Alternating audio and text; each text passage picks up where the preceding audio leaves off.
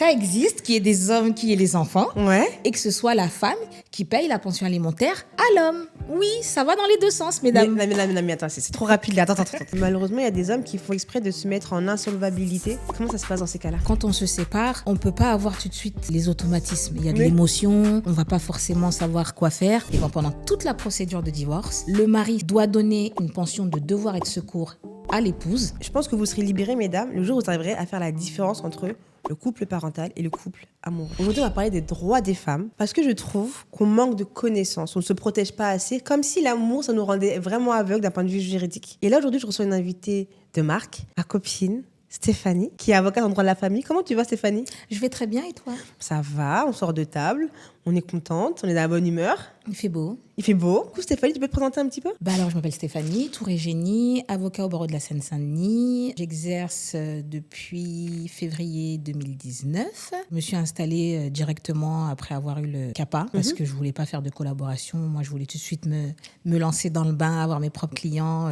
Voilà, moi, je suis très libre dans ma vie, donc je voulais pas avoir de supérieur au-dessus de ma tête. Là, aujourd'hui, on est là pour parler des droits des femmes parce que quand on se sépare, quand on se met en couple, quand il y a des enfants, on est souvent prise par l'émotion, on entend beaucoup d'histoires qui sont vraies, qui sont fausses, on a beaucoup de craintes, on a tendance à surévaluer la force de frappe de l'autre et à se sous-estimer. Alors qu'on est en France, il y a des lois, on a des droits. D'ailleurs, on en parlera vraiment que dans le cadre du droit français parce que tu exerces en France, c'est pas comme aux États-Unis. Ça, tu m'as bien rappelé. Et c'est différent. Tu m'as rappelé. Je lui dis Olivia Pope, elle me dit non, mais c'est pas pareil. C'est pareil. Avocate, pour moi, est égale Olivia Pope. Avocate noire, c'est Olivia Pope, je suis désolée. Oui, mais nous, c'est pas pareil. C'est pas pareil. Le système est différent. Et encore heureux d'ailleurs. Le but de la vidéo, c'est pas de vous faire peur. C'est pas du tout une consultation juridique. C'est vraiment du cas par cas. Là, on va parler des cas généraux qu'on rencontre au travail. Donc, ça n'est pas une consultation juridique, je tiens à le préciser. Mais le but de la vidéo, c'est que vous repartiez avec des clés concrètes. Je m'appelle Libra, j'ai 34 ans, je suis coach formée par HEC. J'organise des retraites entre femmes au bout du monde pour qu'elles puissent apprendre à mieux se connaître, travailler leurs objectifs et avoir plus confiance en elles. Et chaque samedi, on se retrouve à 18h sur ma chaîne pour parler d'empowerment au féminin, connaître vos droits. On va parler d'amour de soi. Et le but, c'est vraiment que vous trouviez dans cette chaîne toutes les ressources dont vous avez besoin. Alors du coup, tu es avocate en droit de la famille. Qu'est-ce que c'est concrètement? Alors, le droit de la famille, comme son nom l'indique, c'est tout ce qui va concerner la famille, c'est-à-dire les parents, les enfants, et aussi, on oublie souvent, mais ça peut aussi concerner des grands-parents qui veulent avoir des droits sur leurs petits-enfants, ça existe. Les grands-parents qui font des demandes pour avoir des droits de visite pour voir leurs petits-enfants. Ça va concerner le cercle familial. Donc là, dans la vidéo, on va essentiellement parler des cas de divorce, de séparation et de comment faire quand il y a des enfants aussi qui sont impliqués. Et à la fin, on verra un petit peu comment est-ce que toi, en tant que femme, tu vis tout ça, parce que tu dois voir des vertes et des pas mûres dans ton travail. Et voir si ça impacte pas trop, toi, ta relation aux hommes et aux autres. Mais ça, on le verra en fin de vidéo. Si une femme, elle est mariée, mais elle est dépendante financièrement d'un homme. Moi, je passe ma vie à répéter aux femmes, soyez indépendantes financièrement, mariée, pas mariée, soyez indépendantes financièrement. Et je vous dis pas d'être multimillionnaire, je vous dis juste d'être indépendante financièrement. Qu'est-ce que toi, qui es avocate et qui voit beaucoup de divorces, qu'est-ce que tu penses de ça, de la place de l'argent, justement, dans le couple? De toute façon, l'argent, c'est le nerf de la guerre. Moi, je le dis tout le temps. Alors, c'est vrai qu'il faut être indépendant financièrement, que ce soit un homme ou une femme. Mais lorsqu'une femme a des enfants, malheureusement, c'est elle qui est souvent impactée dans le couple.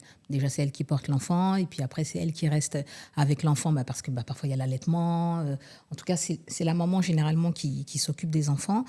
Et elle doit forcément mettre en pause sa carrière parce que il y a le congé maternité. Forcément, elle va dépendre de son mari. Alors après, qu'elle soit en emploi ou sans emploi, forcément, il y aura une diminution soit de ses allocations ou soit de son salaire. Après, ça va dépendre, ça va dépendre de son travail. Pour moi, je pense que c'est pas un frein de dépendre de son mari. D'accord. Et que demain, s'il y a une séparation, elle va pas se retrouver sans un sou. Parce que lors d'une procédure de divorce, il y a ce qu'on appelle la pension de devoir et de secours. C'est-à-dire que comme elle n'avait pas de revenus parce qu'elle s'est occupée des enfants, et pendant toute la procédure de divorce, le mari, si le juge l'ordonne, doit donner une pension de devoir et de secours à l'épouse pendant toute la durée de la procédure pour qu'elle puisse avoir un revenu pendant toute cette procédure et qu'elle puisse, par exemple, soit quitter le domicile ou généralement, si c'est la mère qui a le domicile, qu'elle puisse s'occuper des enfants. Enfin, ça va dépendre. Et en plus, elle a le droit non seulement à la pension de devoir et de secours, et en plus, elle a le droit à la pension alimentaire, ce qu'on appelle la contribution à l'éducation et à l'entretien pour les enfants. Donc, elle reste pas sans rien. Enfin, non, pas du tout. Ok, girl, merci. De rien. Je note. Mais du coup, j'ai entendu que malheureusement, il y a des hommes qui font exprès de se mettre en insolvabilité. Comment ça se passe dans ces cas-là? Effectivement, il y a des hommes c'est-à-dire qui vont se mettre au chômage et qui vont dire mais moi j'ai perdu mon travail, j'ai perdu mon emploi, donc du coup j'ai pas assez de revenus. Donc au lieu de donner par exemple 150, 200 euros pour les enfants, moi je vais donner 50 euros pour les enfants. Des fois il y a 3 enfants, ça fait 150 euros par mois. On fait quoi avec 150 euros par mois? Mais c'est comme ça, c'est la loi, c'est injuste. Mais derrière, une fois que la maman est séparée, il faut savoir qu'elle a le droit des fois généralement à des aides de mère isolée, je crois, avec la CAF. Il y a d'autres aides qui peuvent être attribuées, je crois, par l'assistante sociale, les tickets épicerie sociale. Enfin, moi, j'entends plein de femmes qui me disent qu'elles sont quand même pas mal aidées. Donc, c'est sûr que c'est pas des revenus qui sont très, très élevés, mais ça permet quand même d'avoir le nécessaire, le minimum. Donc là, tu as parlé d'un point de vue d'un divorce, d'un point de vue légal, mais d'un divorce, un mariage religieux. Le mariage religieux n'est pas reconnu en France, donc ce sera une procédure s'il y a des enfants, pour les enfants. D'accord. Parce que si c'est juste un mariage religieux, la dame elle prend ses affaires ou le monsieur prend ses affaires et puis ça y est, c'est fini. Mais s'il y a des enfants, on va faire une procédure JAF, hors divorce, où le juge va statuer sur les modalités pour les enfants. D'accord. Voilà. Donc il ne peut pas tout vous prendre comme ça d'un coup.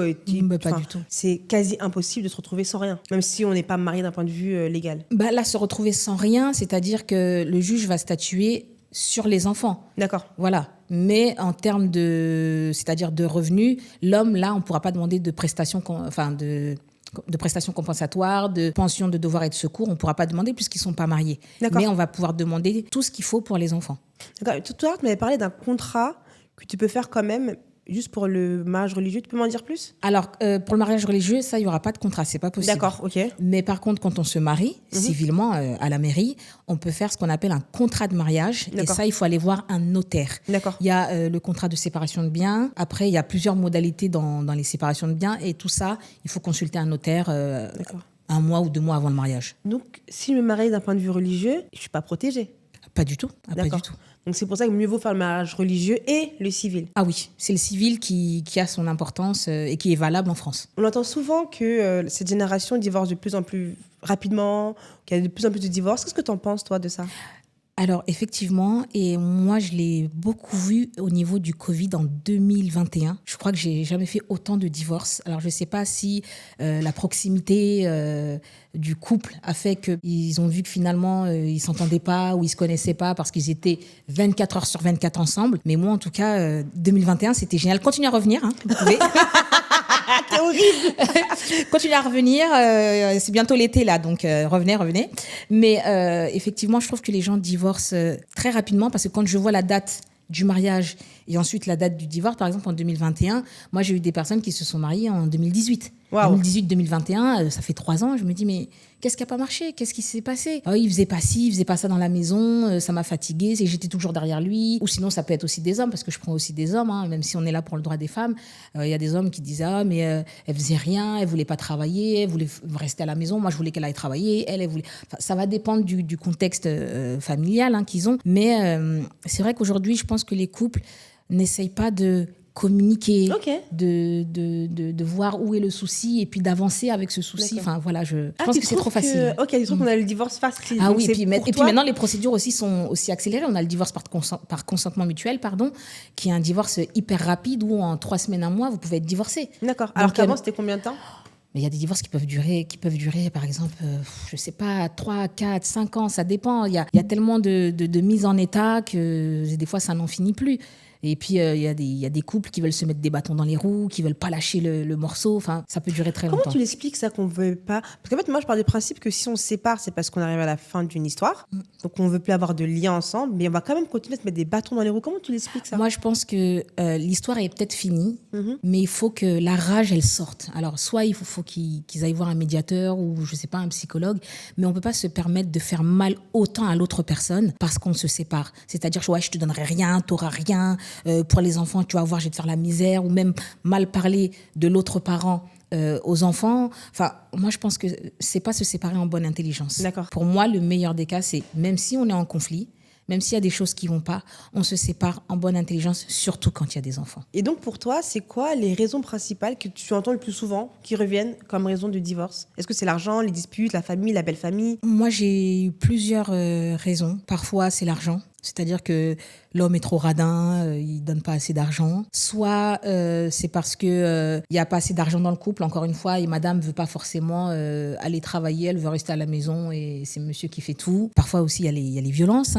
C'est pour ça que les couples se séparent. Il y a des violences conjugales. Parfois, ça va être aussi les enfants. C'est-à-dire que c'est madame qui fait tout. Elle se dit, mais autant que je sois seule, puisque finalement, je suis avec lui, mais pas qu'il sert à rien, mais limite. Il y a ce côté-là aussi. J'ai aussi des hommes qui se séparent parce que ça va pas avec la femme, parce que, je sais pas, il peut y avoir un adultère, même si l'adultère n'est plus forcément réprimandé. Mais, c'était réprimandé ? Avant, on pouvait avoir des divorces pour faute par adultère. Aujourd'hui, on peut avoir des divorces pour faute, mais bon, c'est moins... l'adultère, aujourd'hui, on va dire... on va moins prendre ce tort-là, quoi. Pourquoi ? Je sais pas, c'est justement la dernière fois, j'étais en audience et j'attendais dans la salle d'attente. Je dis, ouais, mais... le client, tu sais, je parlais avec ma consoeur et le client, il est là, il dit que sa femme, elle a trompé, il a des preuves et tout. Et ma consoeur me dit, de toute façon, maintenant, l'adultère, c'est plus forcément réprimandé. Donc, je veux dire qu'aujourd'hui... Ça rentre plus en compte comme un facteur de gravité. Comme avant, voilà, c'est ça. Ah, donc, les mœurs, elles ont vraiment changé, quoi. C'est ça. Toi qui vois beaucoup de divorces, je dis ça tout le temps, comme si c'était... C'est pas de sa faute, ça, des divorces, c'est parce que c'est son travail. La minute, je le dis, parce que voilà.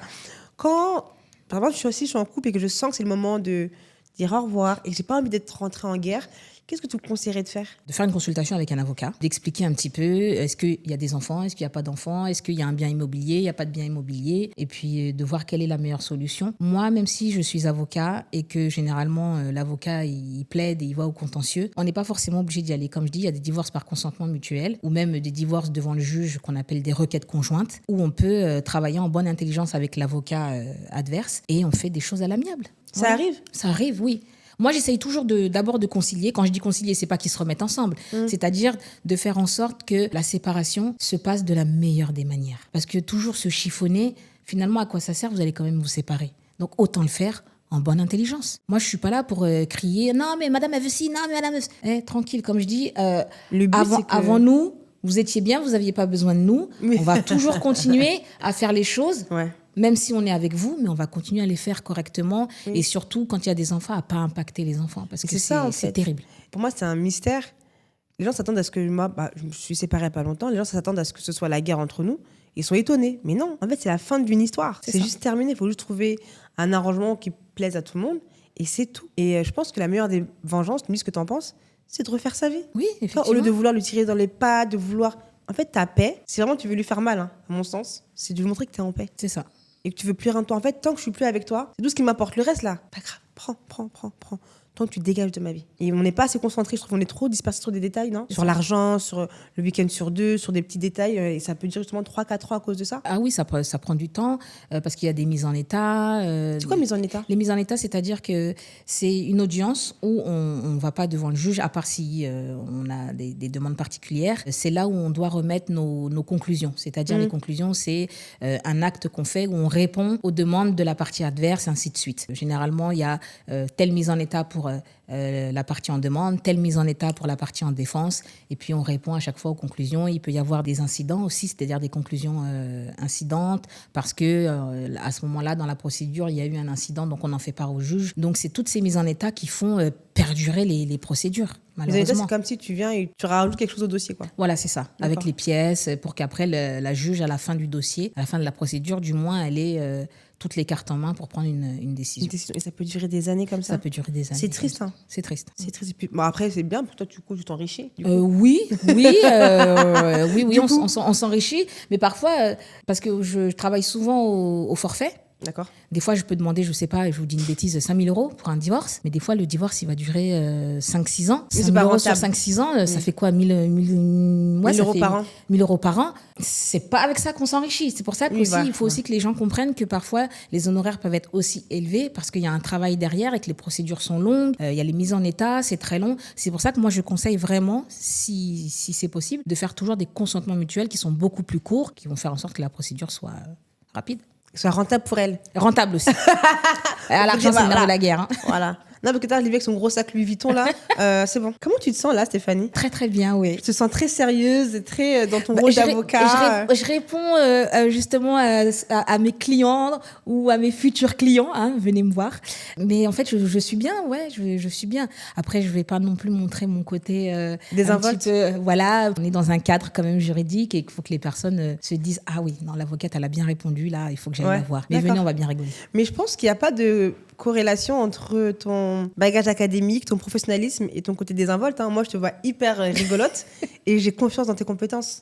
Oui, mais après, parfois, peut-être, je sais pas si c'est une image, les gens se disent ah, si elle rigole trop, ah, elle n'est pas forcément sérieuse. Des fois, c'est ce qu'on dit. Hein. Les gens qui sont un peu trop, je sais pas, comme tu dis, intenses, qui rigolent, ils vont se dire ah non, mais elle rigole.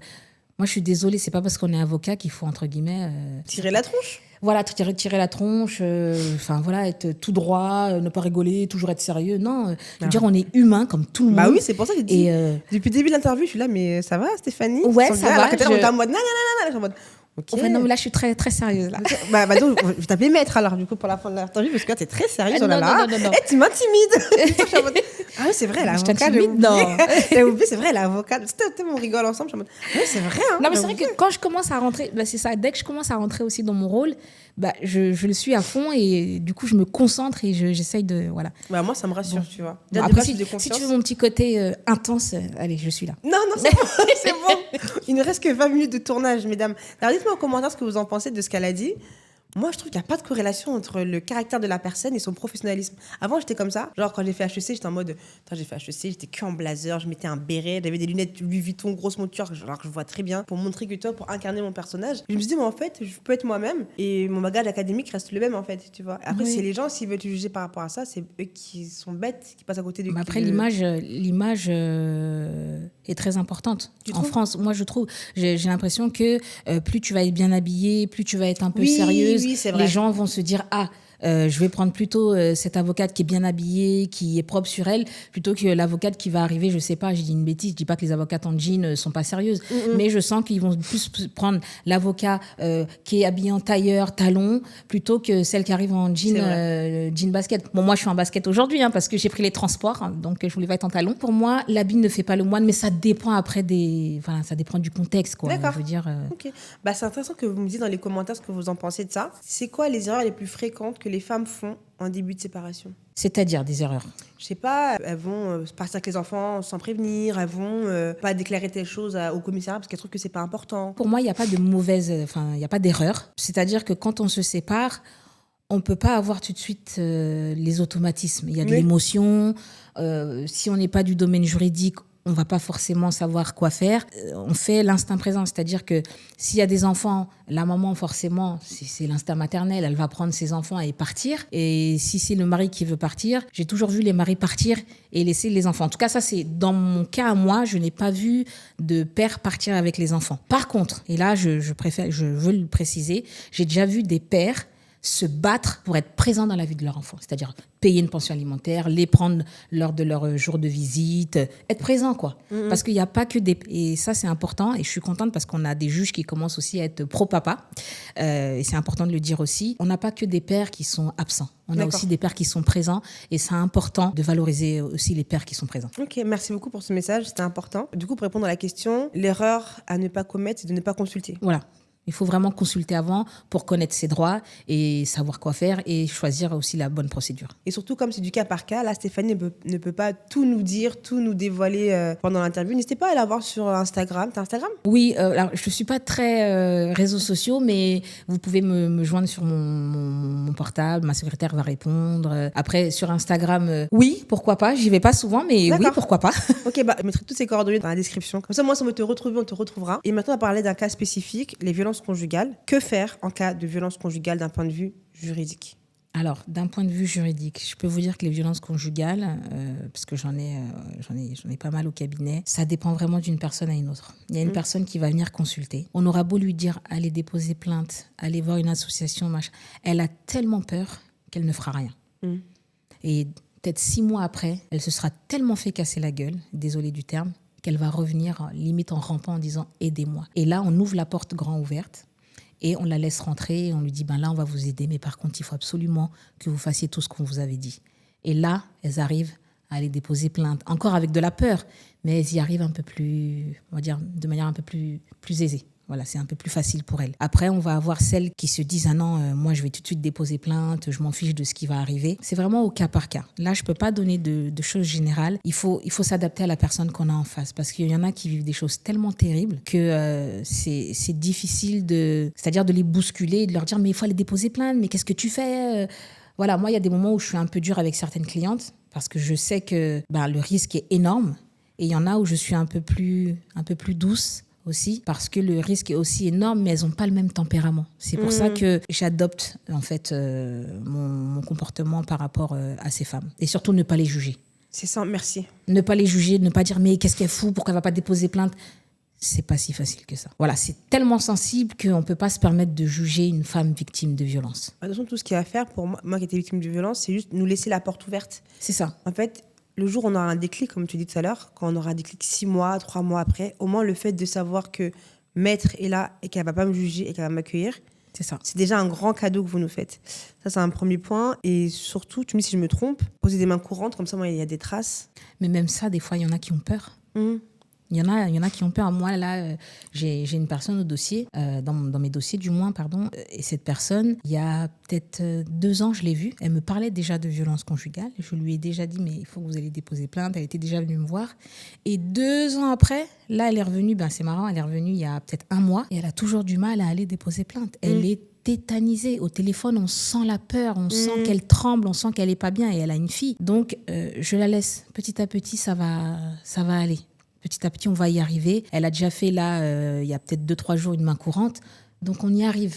On va y arriver petit à petit, mais il faut aussi leur laisser le temps de faire les choses, parce que c'est pas évident. Oui, puis surtout, quand on parle de violence conjugale, il y a d'abord un phénomène d'emprise qui se met en place. C'est pas juste un mec qui te met une gifle et voilà, c'est vraiment la dépendance financière. Enfin, il y a beaucoup de choses qui sont, beaucoup de facteurs qui sont associés aussi à cette violence physique. C'est ça. Il y a aussi parfois le regard de la famille, le regard des gens, la dépendance financière, la dépendance affective, la dépendance psychologique. Donc c'est vrai que nous, en tant que spectateurs, tout ce qu'on peut faire, c'est juste être là. C'est ça. Sans juger et vraiment, comme ça, le jour où elle sera prête, exactement, elle pourra vous retrouver. Et là, elle vous sera reconnaissante. J'ai l'impression qu'on infantilise beaucoup les femmes victimes de violences en leur disant « tu te rends pas compte de ce que tu vis, machin, machin ». Alors que d'un point de vue cognitif, on sait que ce qu'on vit, c'est pas normal. Oui. On le sait. On n'est pas des enfants, on n'est pas décérébrés. C'est juste que, comme on dit, il y a un phénomène d'emprise qui est tout autour, qui fait que c'est dur de s'en sortir. Du coup, toi, d'un point de vue légal, encore une fois, pour avoir un dossier en béton en cas de violence conjugale, qu'est-ce que tu dirais à une femme ? Alors, une fois qu'elle sera prête, et vraiment, il ne faut pas avoir peur, même si vous prenez le temps, allez déposer plainte. Prenez des photos de votre corps, si vous avez des marques. Faites-vous faire des attestations médicales. Une fois que vous allez déposer plainte aussi, demandez des réquisitions UMJ, c'est-à-dire des réquisitions unités médico-judiciaires. C'est-à-dire que c'est un certificat médical qui est donné par les enquêteurs, enfin par la police. Donc ça, c'est important. Ensuite, allez voir des associations de femmes victimes. Entourez-vous de personnes qui pourront vous aider, des amis, de la famille. Voilà, ne restez pas seul, vraiment. C'est ça vraiment le secret, je pense, c'est vraiment de ne pas rester seul. C'est ça. Et de se dire, c'est pas vous le problème. Le problème, c'est lui qui est violent et que la loi, elle sera de votre côté. Exactement, bien sûr. Comment faire justement quand j'ai pas de preuves et dire oui, j'ai des victimes de violences conjugales, comment est-ce qu'on fait ? Parce que parfois on a peur de ça. Quand on n'a pas de preuves, c'est-à-dire de photos, des choses comme ça, déjà la plainte, de dire que je suis victime depuis X années, mais j'avais tellement peur que j'ai pas réussi. Et là, on va voir. De toute façon, il y aura ce que j'appelle, ce qu'on a dit tout à l'heure, les réquisitions UMJ, où de toute façon, le côté psychologique va être analysé et on va voir que psychologiquement, elle est atteinte, c'est-à-dire qu'elle a peur, elle n'ose pas dire les choses. Hypervigilance. Voilà, c'est ça. Donc déjà, la plainte. Ça, c'est important. Ensuite, aller voir un avocat, aller voir les femmes, enfin les associations des femmes de victimes de violences conjugales. Ça, c'est très important parce qu'elles vont faire des rapports. Et du coup, elles connaissent, c'est-à-dire que même si on n'a pas de preuves, elles connaissent le type de femmes qui sont victimes. Et elles vont faire des rapports en disant non, mais elle est tellement tétanisée qu'elle n'a jamais déposé plainte, qu'elle n'a jamais pris une photo. Et tout ça, ça va aider. On mettra dans la description des associations. Quand ce sera posé, on va chercher des noms fiables qu'on connaît. Moi, je connais, il y en a une à Bondy. D'accord. Je crois que c'est SOS Femmes Victimes, je crois. D'accord. Il y en a une à Bondy qui est très bien. Okay. J'ai déjà eu des rapports de leur part. Donc, je connais celle-ci.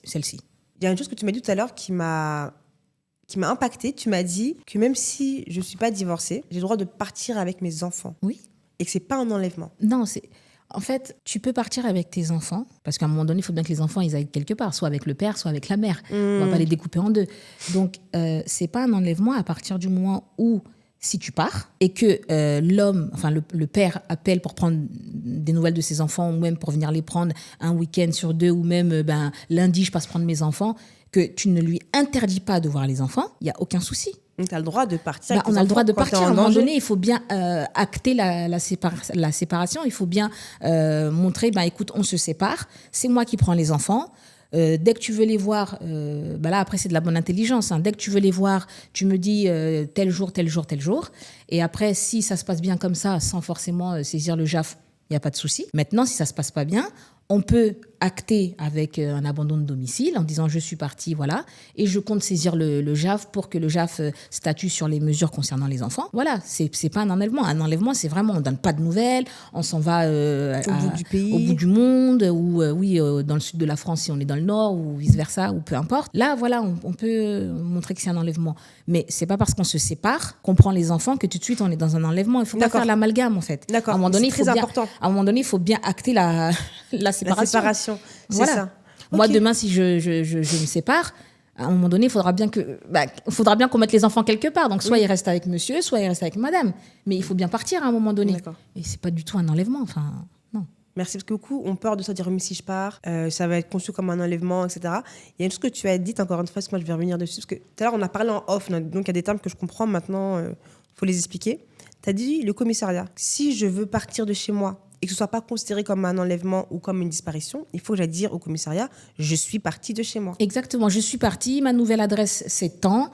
Avec monsieur, on s'est entendu qui prendra les enfants de cette manière.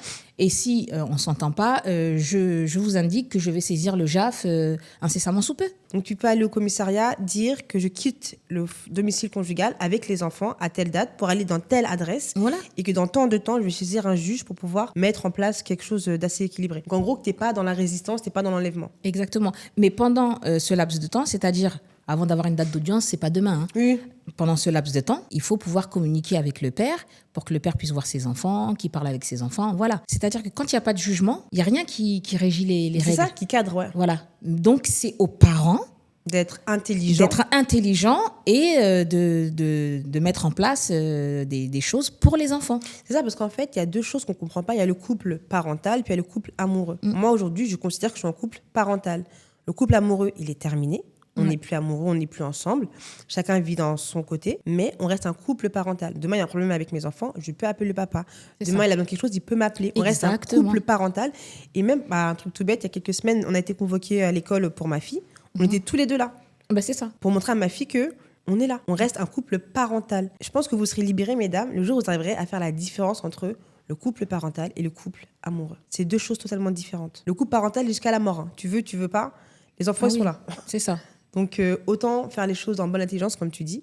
Le couple amoureux, ça, c'est autre chose. Mais je pense que le bien-être des enfants prévaut sur mon ego. Tu vois ce que je veux dire ou pas ? Ouais. Les enfants, c'est primordial. Enfin, je veux dire, il ne faut pas qu'ils rentrent dans un conflit de loyauté. Je vois tellement d'enfants qui souffrent que ce n'est pas possible. Par rapport à la pension alimentaire, tu m'as dit qu'il y avait des femmes qui payaient la pension alimentaire.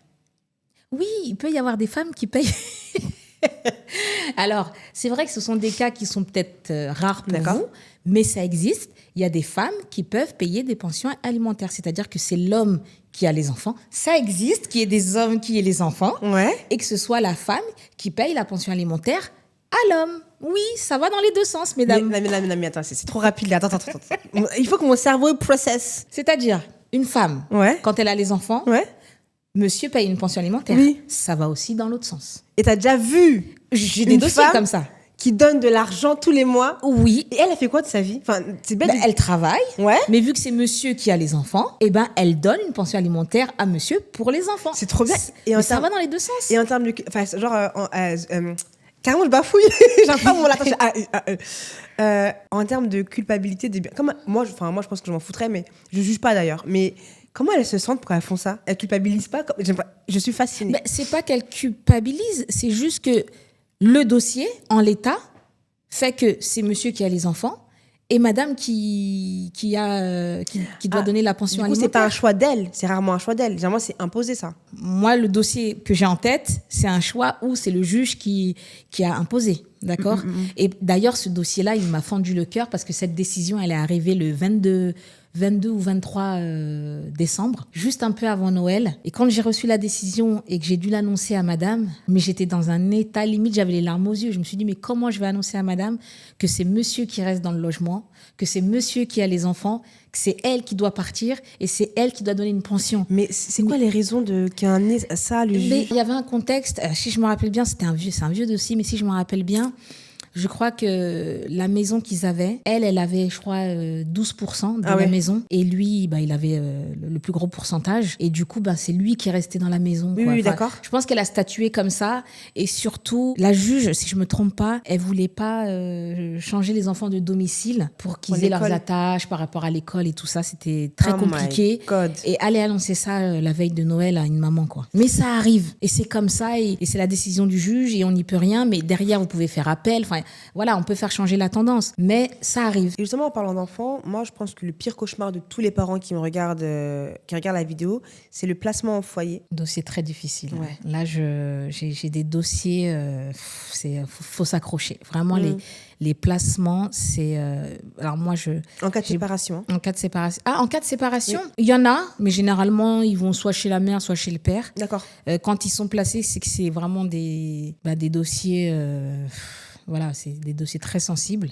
Tels que et là, encore une fois, où c'est bien d'avoir son argent, mais quand on n'en a pas, voilà une raison où la dame est restée au domicile. Elle avait son fils et elle a dit, enfin son fils lui a dit « Ah maman, quand papa il nous lave, il fait ça dans nos fesses. » La maman, elle dit quoi ? Et tout. Donc la maman, elle a voulu partir. Elle a voulu partir, mais elle n'est pas partie faute de moyens financiers. Et là, on est face à quand même à un inceste. Et du coup, elle est restée au domicile par rapport au fait qu'elle n'avait pas de situation financière. Moi, je suis arrivée après dans le dossier. J'étais le deuxième avocat. Et elle a déposé plainte contre monsieur. Finalement, monsieur a été interrogé par les policiers. Il n'a rien eu. Les enfants ont été placés. D'accord. Moi, je suis arrivée au bout d'un an et demi de procédure. Au bout d'un an et demi, on pouvait, c'est-à-dire ça faisait presque 3 ans. On a voulu reprendre les enfants parce que madame était stable, qu'elle, elle n'avait rien fait, qu'elle avait essayé de dénoncer, voilà. Au bout d'un an et demi, à l'audience, l'ASE nous sort que madame aussi aurait touché les enfants. Donc, les enfants sont placés au bout d'un an. Et ça fait 3 ans que les enfants sont placés. Du coup, moi, je suis arrivée au bout d'un an et demi. C'est au bout de 3 ans que l'enfant, il se réveille et qu'il dit que la mère aussi l'a touché. Non, tu penses ? Mais pour moi, c'était un mensonge pur et dur pour pouvoir garder encore les enfants plus longtemps. C'est tout. C'était la parole de l'enfant contre la parole de la mère. Mais au bout de 3 ans. Donc, il sait qu'il y a 3 ans que son père l'a touché, mais il ne sait pas que sa mère l'a touché. Enfin, et généralement, c'est toujours comme ça. Toujours comme ça. Loyauté, etc. Je ne sais même pas si c'est... moi, je pense qu'ils sont instrumentalisés par... alors, il y a des ASE qui sont bien, vraiment, avec qui on arrive à travailler, qu'on arrive à faire de belles choses. Mais il y a des ASE où c'est catastrophique. D'ailleurs, on a un confrère, je crois que c'est Maître Olas, qui est dans le Sud, qui se bat pour ça et qui est génial. Mais c'est terrible, les ASE. C'est terrible, les placements. Moi, quand je pense à mes enfants, je pense à ça aussi. Bon, j'en suis loin, par la grâce de Dieu, mais j'ai toujours peur qu'on m'enlève mes enfants. Ouais. Et ne serait-ce que pour leur bonheur et pour leur bien-être, je vais me séparer en bonne intelligence. Mais il faut se séparer en bonne intelligence parce que justement, après, on arrive à ce genre de placement où les enfants sont mis en foyer, placés dans des familles d'accueil. Alors, il y a de très bonnes familles, je ne généralise pas, mais il y a des familles où il y a des viols, il y a des familles où il y a des violences. Limite, c'est pire que lorsqu'ils étaient dans leur foyer, le foyer familial, quoi. Ouais. Donc, vraiment, moi, je vois des enfants qui ressortent de là où c'est terrible, terrible. Quoi ? Alors là, on arrive vraiment à la fin. Si tu tapes pas sur la porte, on a de la chance. J'ai 2 questions à te poser. C'est quoi le dossier qui t'a le plus marqué en cas de séparation et de divorce ? Et deuxièmement, comment est-ce que toi, en tant que femme, d'ailleurs, tu arrives à croire encore à l'amour ? Alors, le dossier qui m'a le plus marqué, je viens de vous le donner. C'est le dossier où le père a commis des actes incestueux sur les enfants et où la mère est restée, faute de moyens. Et qu'ensuite, après 3 ans de procédure, qu'elle apprend qu'elle aussi, elle aurait touché ses enfants. Et pour la petite histoire, moi, je suis sortie du dossier parce que c'était devenu invivable, ce dossier. Je veux dire, à un moment donné, on est aussi avocat, on a le droit aussi, à un moment donné, de sortir de certains dossiers parce qu'on marchait sur la tête dans ce dossier. Il y avait toujours quelque chose. Et moi, surtout quand ça touche des enfants, ça me bouleverse. Voilà. Et je crois à l'amour encore. Déjà, j'ai un mari formidable. On se comprend, on se complète. C'est mon pilier, je suis son pilier. Vraiment, on fait tout ensemble. On est comme des meilleurs amis, on se dit tout, on se connaît par cœur. Oh. Vraiment, des fois, juste on va se regarder, on se sait, comme on dit. 10 ans de mariage. 10 ans de mariage, là, au mois de juin, 10 ans de mariage, ouais. Je sais pas si je fais des renouvellements, je sais pas, on va voir. C'est pas... Non, moi, je pense qu'il faut communiquer dans un couple. Dès que ça va pas... moi, j'aime pas me coucher fâchée avec mon mari. D'accord. Même si il est 23h minuit, je dis bon, vas-y, viens, on discute, s'il te plaît. Là, je suis pas très bien. Ou lui aussi, bon, viens, on discute. Vraiment, parce qu'on sait pas de quoi demain est fait. Moi, je pense que le point essentiel, c'est la communication. Vraiment. C'est pas juste de parler, mais c'est aussi d'écouter et de comprendre le point de vue de l'autre. Parce que des fois, on peut dire oui, mais on parle. Hein. Non, il y en a qui écoutent. C'est tout. Mais ils comprennent pas. C'est écouter, mais comprendre, pas faire semblant d'écouter. Écouter pour répondre, quoi. Genre, ouais, voilà. Attends, tu vas voir, je vais répondre. Ouais. Non, c'est de comprendre le point de vue. Lui, il peut dire un 6, moi, je peux dire un 9, mais après, je dis toujours, il faut que ça devienne un 8. C'est-à-dire qu'on s'emboîte pour que ça devienne un 8 à l'infini et qu'on se comprenne. Toi, en fait, T'as vu ça? C'est grave romantique.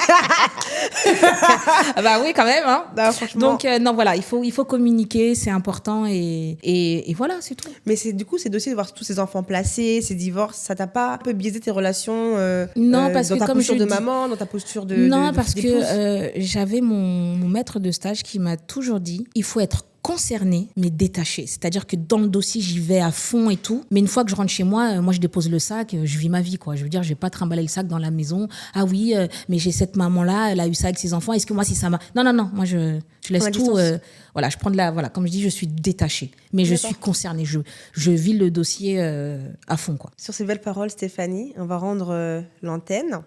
Comme on dit, merci déjà beaucoup. Bah oui, déjà. Mais si vous voulez une partie 2 avec Stéphanie, avec des questions plus précises, vous nous poserez des questions dans les commentaires et nous ferez dans 1 mois ou 2 ou 6 mois une vidéo réponse aux questions. Il n'y a pas de problème, avec grand plaisir. Prenez soin de vous. N'oubliez pas, je pense que le message principal de cette vidéo, c'est d'être indépendante financièrement. Et vous écoutez aussi. Et vous écoutez aussi. Communiquer, mais la communication, c'est un terme générique. Les mots sont des fenêtres. Tu connais ce livre? Non, c'est sur la communication non violente. C'est vraiment, ça change la vie. Et j'ai bien aimé quand tu as dit d'écouter la personne. En fait, on est tellement pressé de vomir ce qu'on a à dire qu'on n'est pas prêt à réceptionner ce que l'autre a à dire aussi. Et du coup, on est injuste et on dialogue de sourds. Donc, demandez-vous, est-ce que je parle pour vomir ou est-ce que je parle pour régler le conflit? Prenez soin de vous. Prenez soin de vous et vraiment, faites ce que vous avez envie. N'ayez pas peur d'être jugé. Franchement, que vous fassiez, on va parler. Que vous fassiez pas, on va parler. Donc, c'est votre vie. Et je vous dis, moi, à samedi prochain. Bye. Au revoir. C'était bien? C'était super.